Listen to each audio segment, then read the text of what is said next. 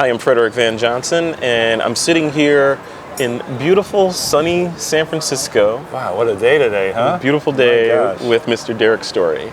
And Derrick agreed to meet me here in San Francisco to talk about some cool stuff. And this is kind of pertinent to me right now because I'm going on a trip soon, and I want to go ninja, like really light and in and out, tourist mode, undercover, Clark Kent mode. But Derrick just published this book called iPad for digital photographers. And it so happens that I have an iPad and I am a photographer. I am not digital, I'm actually atom-based, but but digital for digital photographers. So this is great. So Derrick, welcome. Thank you. It's good to be here. All right, it's awesome to have you. So let's just talk about this. Yes. I just want to have just a frank conversation with you, since you literally wrote the book on this stuff. Yes, I did. Okay, so someone's going on a trip. Is it possible to go on a trip, international, like say South Korea, right? And be just to pick a place out of nowhere. Just to pick a place, just random, no relevance. Right. And be productive with just me, my mirrorless Olympus OMD, and an iPad Mini. The short answer is absolutely yes. Really? It so is. what? Okay. So that's the easy answer. So the short answer. So what am I giving up? Because my knee-jerk reaction, the old Frederick. Which I would argue is the same as the new Frederick, the old Frederick would bring his MacBook and Lightroom and all that stuff, and that would be in the hotel room. I'd bring my DSLR, maybe a backup DSLR, multiple lenses just in case. That's the comfort zone. That's the military guy in me saying, be prepared for all eventualities. Yeah. Now we shift gears to 2013. Now you're saying you could bring this thing that doesn't even have a pentaprism in it, and a mirror, and this little thin thing, and I can be just as productive. How? You can. I think the thing that happens, Frederick, is that you don't get rid of the Lightroom and the computer and all that stuff. You move it to a different part of the workflow. Yeah. So what we're used to doing is having it in the front part of the workflow. All right. Oh, cool. Here Thank we you. go. Lemonade. I'm Lemonade. Thank you. Thank you so much. Awesome. Here we go. Oh, this looks good. Cheers. Here we go. Cheers. Cheers. Yeah. To mirrorless photography. So we're used to doing that more up front. In other words, you would go shoot, let's say a day in South Korea. You're excited about your shots. Yep. You go back to your hotel room. You'd fire up the MacBook Pro, fire up Lightroom, put the card in, do all your sort of stuff. Those pictures will still end up in Lightroom. But instead of doing that in the hotel room, you're just going to leave the MacBook Pro at home. You're going to look at your shots on the iPad. You're going to pull out the ones that you want. You might put them in an album. You might push them up to Facebook, Twitter, whatever, Flickr, 500 pics, whatever you happen to use to share them and so forth. Then when you get home, then you will do the entire catalog of stuff. So you're moving the process a little bit later. So you're still using the heavy horsepower stuff, but you have a temporary holding space. It's like purgatory for your images. Yes, you could use another term, but a vestibule for your images. Well, the way that I say it in the book is that what I like to do is think of the iPad as another digital camera. Think of it as a memory card in your digital camera. In that you don't keep pictures on there forever, right? The memory card in your camera holds those pictures for a while, and then you move them on to computers and stuff, and then at some point you go ahead and take them off and you use the card again. Right. Well, the iPad is just a multifunctional version of that. In other words, you put the shots that you want on there while you're traveling. Right. You do stuff with them, but in the end, you're not going to keep all of your stuff on the iPad. Right. There's no space. No.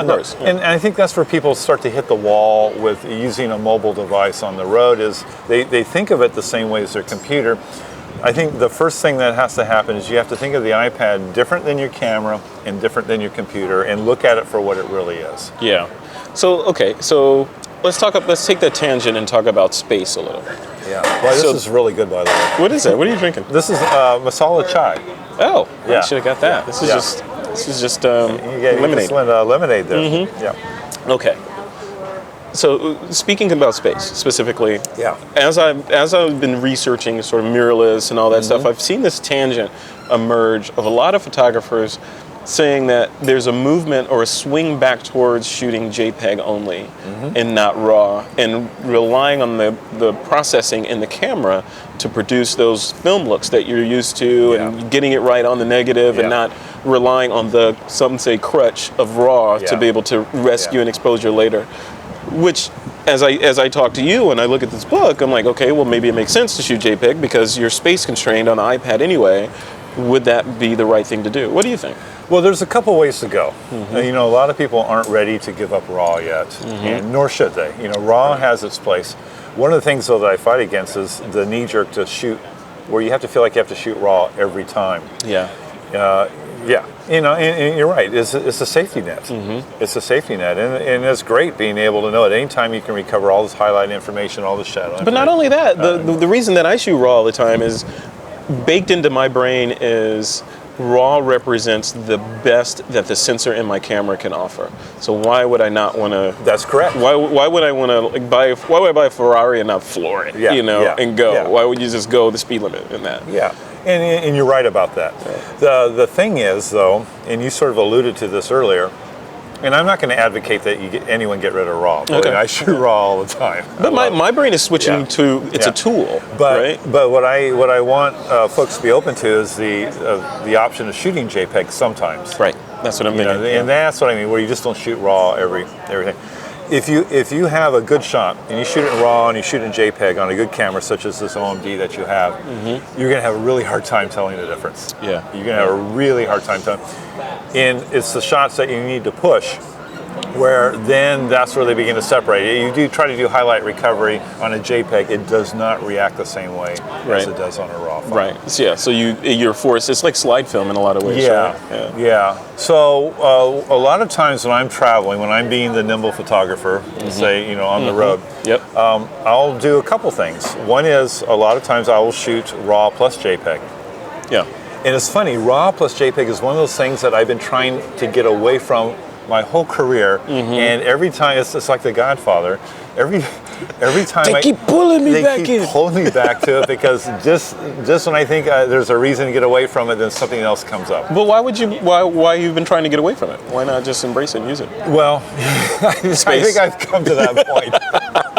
I could have saved you some time, Derrick. Come to that point. You know, SD card prices come down. Just shoot both. Just shoot both.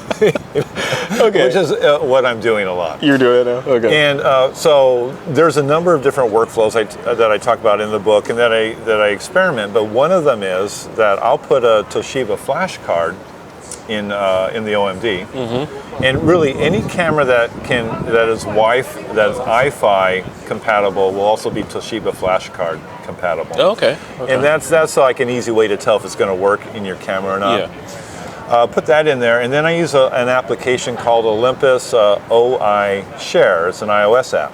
Oh, OI Share? Yeah. Okay. Yeah, Olympus Share. I think if you search for Olympus Share, it'll come up with it. The neat thing about this app is that it'll talk to the Olympus the Toshiba flash card. Okay. But the thing about it is it will only present you with the JPEGs. Okay. So the big problem with when you're moving RAW plus JPEG onto the iPad is that it wants to grab everything. So if you use the camera connection kit, and you're not really gaining anything. So there's ways to work around it. I've talked about how to eventually get rid of the RAWs. But I don't want them on there in the first place if I'm shooting a lot. I just leave them on the card. Right. Pull the JPEGs off, use those, play with them, post them and stuff. So this will take me through that workflow. So when you say play with them, what's the workflow there? So you have RAWs that live, I'm pointing to the camera, so RAWs that live on the memory card. Live on our memory in card. That camera. Right? In that camera, yes. So they're on there, you have JPEGs using this Olympus app that get transferred over to your iPad or your iPhone or your iOS device, whatever. You're right. What are you doing with those? With the JPEGs, is that for sharing out to social media? You're blogging with those? I'm playing with them too, and I'm learning about the photos because the nice thing about travel is you have a lot of travel time. You're on trains, you're on planes, you're waiting. You spend a lot of time waiting. I'm learning about those images on the iPad, and I can create. It's interesting. I can create looks in Snapseed or iPhoto for iOS or Photogene. Those are apps that I like a lot. Yeah. On the iPad that I have a hard time emulating on my computer Interesting. Lightroom, Photoshop, and Aperture. Yeah, because it compress all those steps into just a couple. Well, it's this designed for playing, and you experiment more, and there's interesting filters and stuff like that. Yeah. So I really learn about those images while I'm traveling. I post them, knowing that I have those raw files on the cards. Yeah, yeah. Now, the big question that most people ask me is, well, how do you manage all the raw files? Yeah. And there's a couple ways you can do that. There are devices now, if you want to carry an extra device, that will wirelessly serve as a backup drive for your iPad. One way to go. Yeah. Cloud services. Slow. Both of those slow. Yeah, they're all slow. Raw plus wireless equals slow. Slow. Yeah. Plug your iPad into the wall, go to sleep, wake up in the morning. It might be halfway done. Thank you. You can go to the mall and get a cable and plug it in. Now, those are for people that just feel like they need to get them off the card. Right. Me, I buy a bunch of cards that are absolutely cheap. Yep. And they just stay on the card. I have a holder when the card has raw files on it, it goes in backwards. Good. When the card is empty, it's forwards. Nice. And I bring home all my cards. Okay, so It's the cheapest, easiest way to store. Then when you get them home, now you're ingesting them into Lightroom. Yes. Or Aperture, Yes. or whatever your digital asset management application. So once they're in that app, what happens to the JPEGs that were those orphan JPEGs that you're working on the train? It's very interesting, actually, what happens to those. They go in to the collection also with the raw files. So not only do I have, all the stuff that's off the card, I also bring in all the stuff off the iPad. You just plug it in or send it in wirelessly, however you want to do it. Because a lot of that work is really good stuff. Yeah. It's really good stuff. And it actually, so let's say that you set up a collection or you're in Aperture, you have a project. I'll have, let's say in Aperture, I'll have an album of all those JPEGs that I worked on from the trip. And a lot of times, it's so funny, when I go to grab a shot that I'm going to share, put in a magazine article or something, I'm grabbing the JPEG out of that album that I played with. Interesting. So the raw becomes just the backup. It becomes a backup, and there are, obviously there are raw shots that I'm going to work on and do stuff with and all that sort of stuff. But those JPEGs that I work on the iPad, those are very valuable to me. Interesting. So they're not just throwaway Not at all. files. Because the way I was thinking of it is your raw files live on there, and just because you happen to have this lightweight JPEG in your iPad, you can play around with it and do some stuff and kind of sketch what you think the real image is going to be. Then when you get back to a real computer, now you recreate it from your sketch. I knew I was gonna, how they used to, you used to kind of draw on a test print. I want to darken the skies and all this stuff. I was thinking of a JPEG as kind of that test print. Well, it's funny that you picture it that way, because that was sort of my original plan. I mean, that was originally when I started playing with this workflow, that's what I thought I was going to do. Yeah. What happened was that those images that I started taking off the iPad and putting on the computer, I liked them so much. I thought, I've already done the work. Thing. Yeah. I might add a little bit more metadata to them or something. Even though I do tag them and add captions on the iPad, I might do a little more metadata, but for the most part, they're done. Wow. Okay, final question here.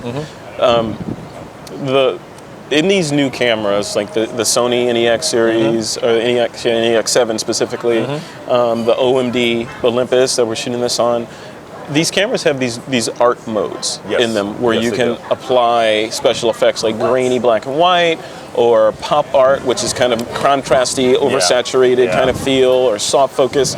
And it's actually doing hardware application of these effects inside the camera and applying them to the JPEG, or in the case of a JPEG and RAW, it's applying them to the JPEG, and then you still have the RAW for whatever you want to do later.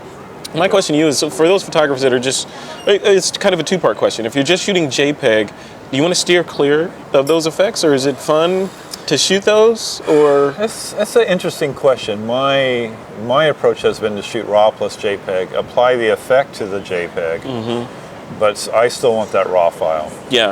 I still want that RAW file. So insurance. It is, and I think we talked about this a little bit before. I think sometimes those effects are a little heavy-handed, a little bit more than I want, and I want that RAW file maybe.